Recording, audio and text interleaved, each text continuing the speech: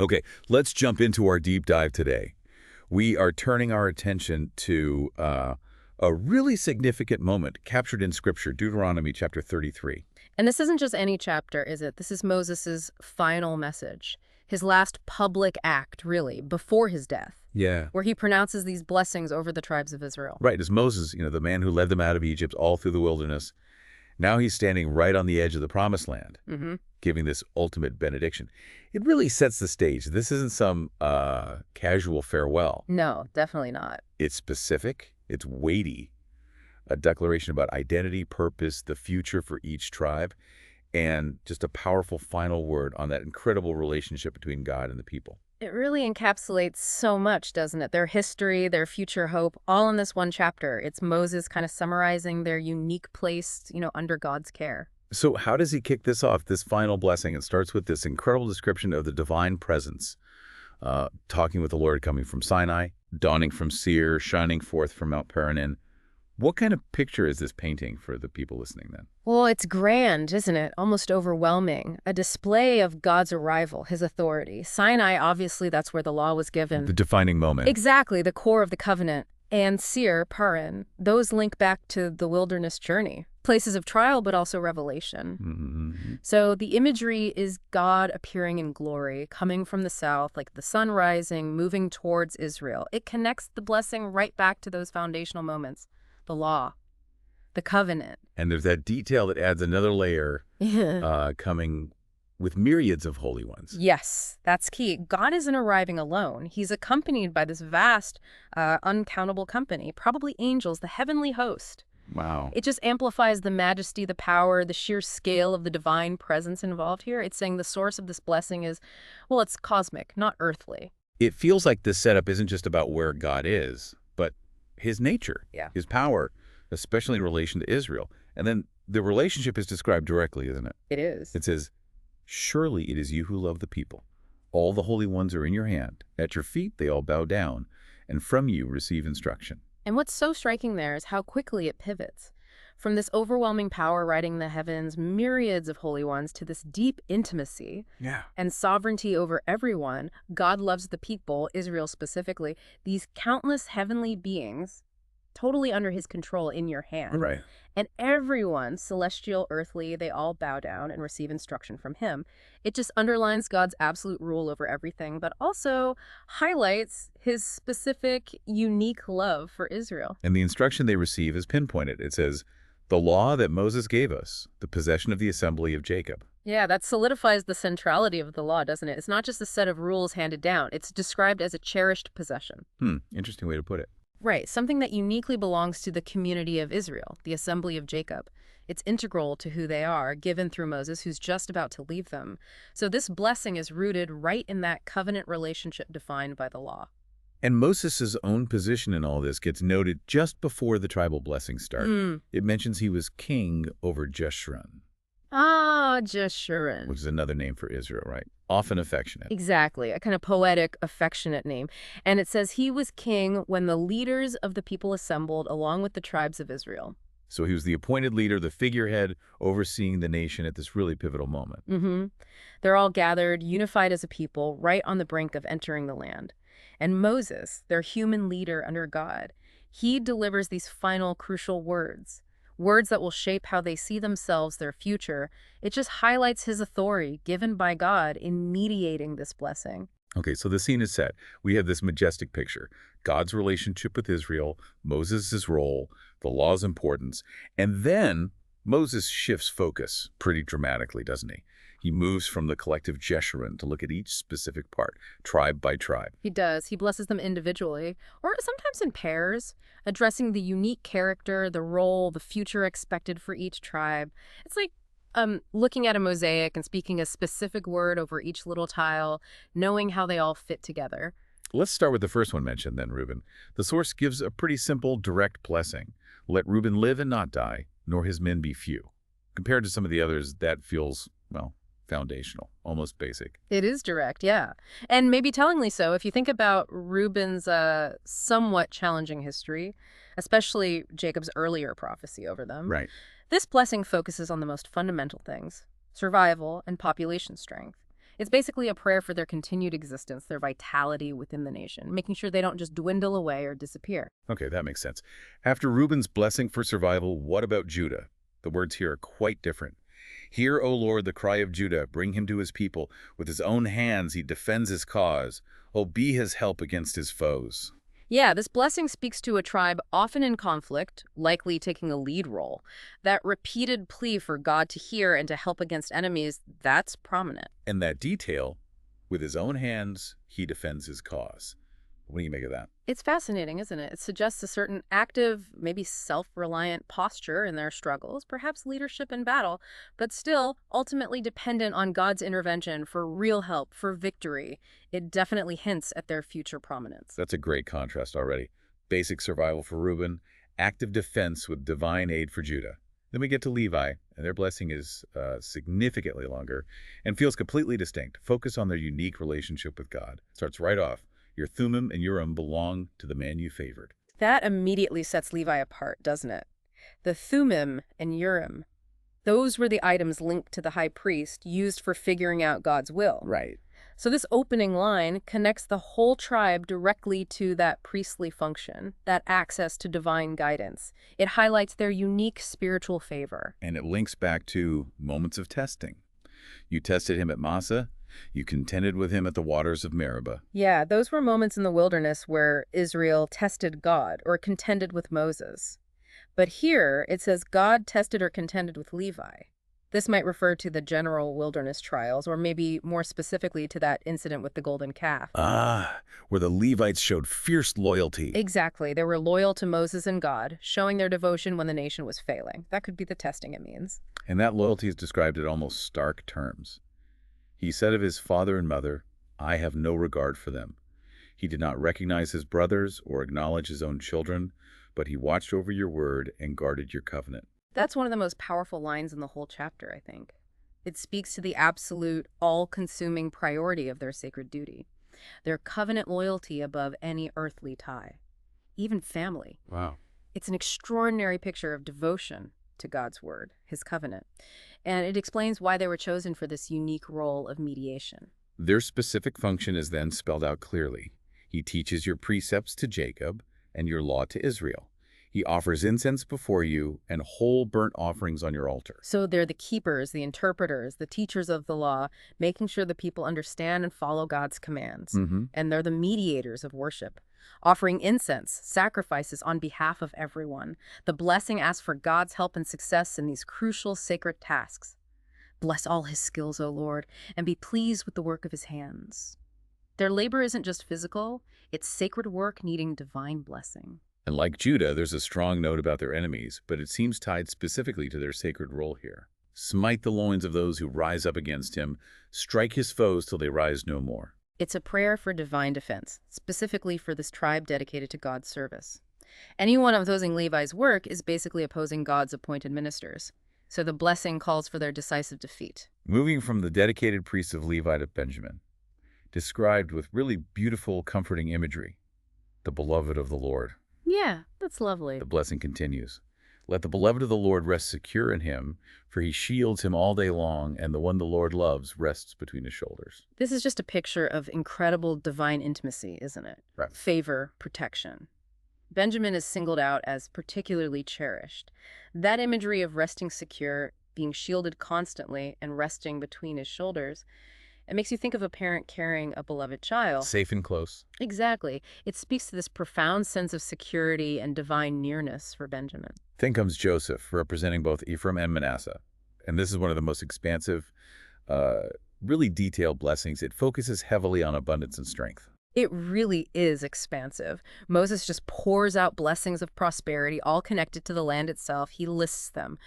Precious dew from heaven above, and with the deep waters that lie below, with the best the sun brings forth and the finest the moon can yield, with the choicest gifts of the ancient mountains and the fruitfulness of the everlasting hills, with the best gifts of the earth and its fullness. That paints a picture of incredible, almost overwhelming natural richness, fertility, Every source of abundance seems listed. It's a comprehensive picture, yeah.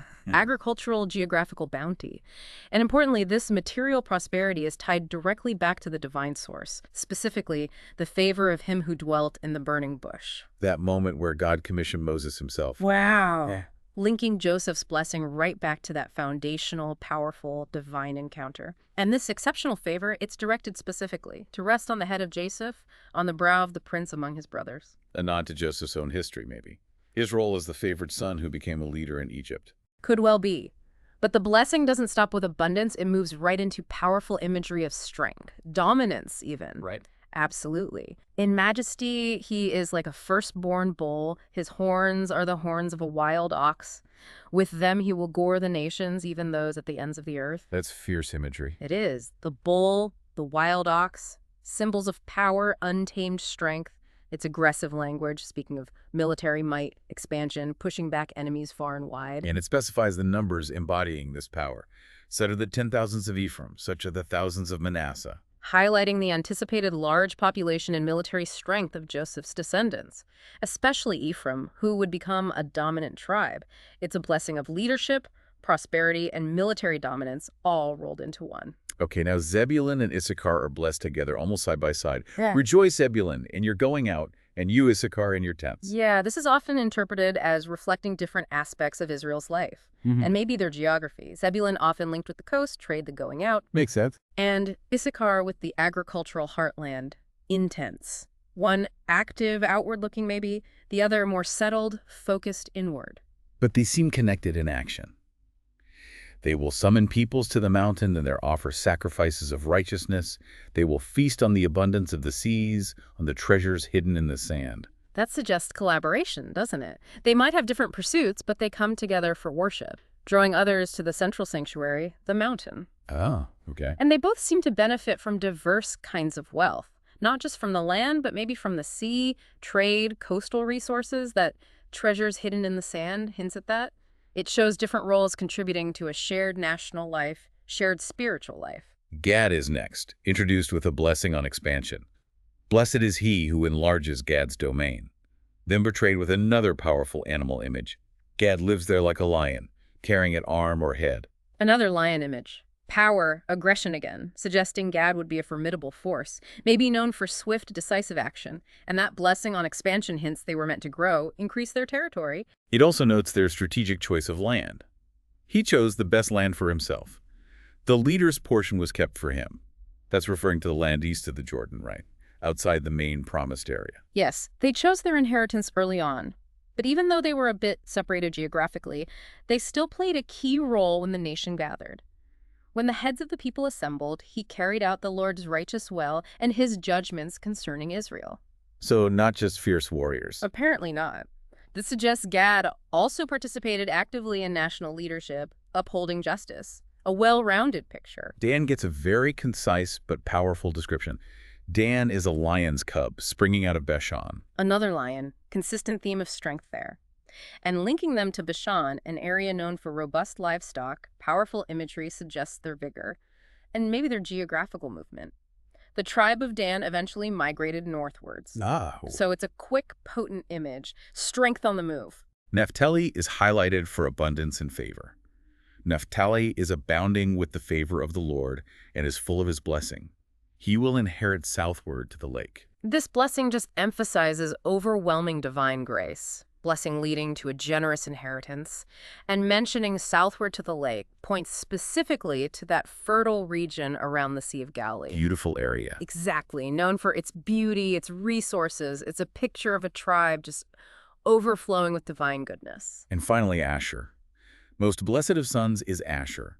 Let him be favored by his brothers, and let him bathe his feet in oil. That final image for Asher is just so vivid, isn't it? It speaks volumes, bathing his feet in oil. Yeah, what exactly does that imply? Well, it's a potent symbol of extraordinary prosperity, luxury almost certainly referring to olive oil. It indicates a region of immense fertility, especially for olive groves. Okay. And being most blessed of sons and favored by his brothers rounds out the picture. Not just internal prosperity, but good standing, harmony within the larger family of Israel. And Asher is also described with strength and security. The bolts of your gates will be iron and bronze, and your strength will equal your days. Iron and bronze bolts that speaks of strong, secure defenses. Their borders, maybe, would be impregnable. And that promise, your strength will equal your days. That's often taken to mean having sufficient strength, vitality, resilience for every moment, every challenge of life. Lasting strength. Exactly. Enduring throughout their existence as a tribe. It's a promise of lasting security and resilience. A really strong finish for the tribal blessings. Wow. After going through this remarkable list of specific blessings for each tribe, Moses shifts back in the final verses. He affirms the grandeur of God, the collective identity, the security of Israel as a whole again. There is no one like the God of Jeshurun, Yes. who rides on the heavens to help you, and on the clouds in his majesty. It's such a powerful return to that cosmic scale we saw at the beginning. After detailing the unique characteristics, the destinies of all the parts, Moses reminds them, the God who is their God, the God of Jeshurun, is incomparable, unique. He's not some local deity. He's the one controlling the heavens, coming with majestic power specifically to help Israel. It brings the focus right back to the ultimate source of all these blessings. And he is their ultimate safety. The eternal God is your refuge, and underneath are the everlasting arms. Such comforting image. Profound, really. God is presented as the secure, permanent dwelling place, the shelter Israel can always run to. And supporting them always are his everlasting arms, an image of unwavering, powerful, eternal support, holding them up. And with that divine refuge, that support, God acts decisively against their enemies. He will drive out your enemy before you, saying, destroy him. Yeah, that's a clear, unambiguous promise. Divine military action on Israel's behalf. God himself will clear the way into the land, secure their safety by utterly defeating their foes. Leading directly to the result for Israel. Living in safety, living in prosperity. So Israel will live in safety alone. Jacob's spring is secure in a land of grain and new wine, where the heavens drop dew. It paints that picture of peaceful dwelling, doesn't it? Set apart, alone, safe from hostile neighbors, with reliable resources, secure water sources. Jacob's spring secure, abundant agricultural wealth, grain and new wine, sustained by natural bounty, heavens drop dew, which itself is linked back to divine blessing. It's the promised outcome of God's help, God's refuge. And it culminates in that final triumphant exclamation about Israel's unique identity, their salvation. Blessed are you, O Israel, who is like you, a people saved by the Lord. That's the summary statement right there. Yeah. After all the specific blessings, the ultimate identity is a people saved by the Lord. Their uniqueness lies in their relationship with God, who is everything they need. Protection, he's their shield. Aid, he's their helper. Victory, he's their glorious sword. No other nation has a God like this, acting for them in this way. And the final outcome reinforces this victory.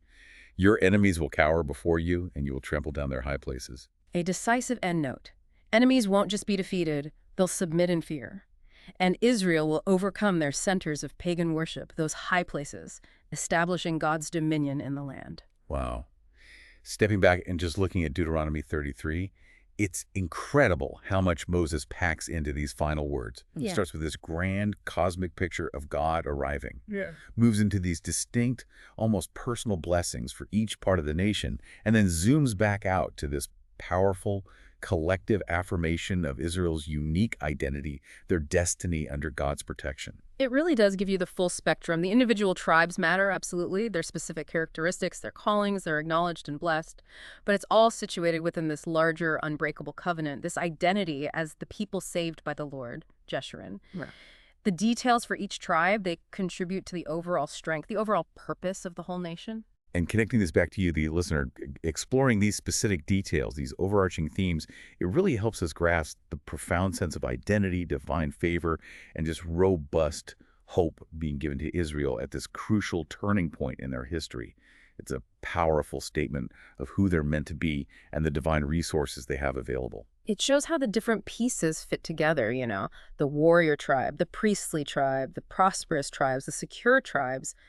They all find their place, their blessing, within the larger purpose of being God's unique people on earth.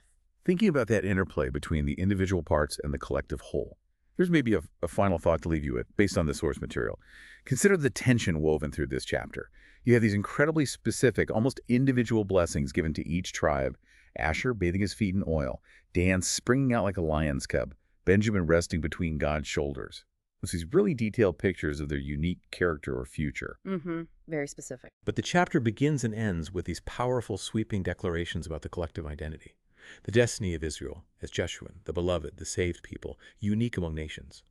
So how do these distinct tribal identities, these individual destinies, how do they contribute to the strength and the definition of the unified nation? And maybe, in this specific blessing, is the whole truly greater than the sum of its parts? Or is the whole defined by the vibrant distinctiveness of its parts? Something to ponder as you reflect on Moses' final words.